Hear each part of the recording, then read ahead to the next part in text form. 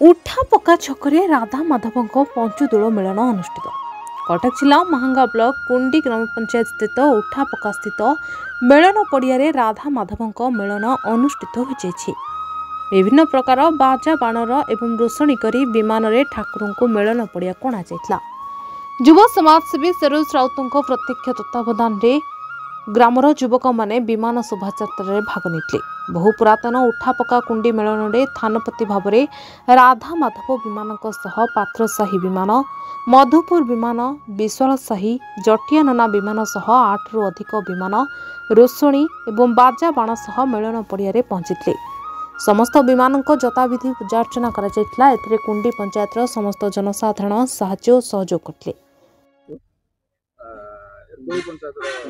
कुंडी पंचायत ग्रामवासी बंद समस्त यहाँ हूँ उठापका मेलन दीर्घ 30 वर्ष एवं हो ग्रामवासी मान सहयोग अनुष्ठान चली आग भी चलो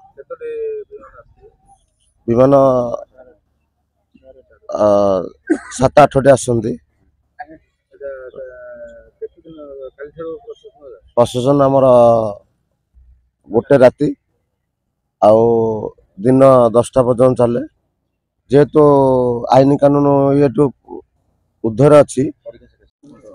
क्लीं कृष्णाय गोविंदाय गोविजन्नवल्लभाय नमः भगवते श्री वासुदेवाय नमो नमः।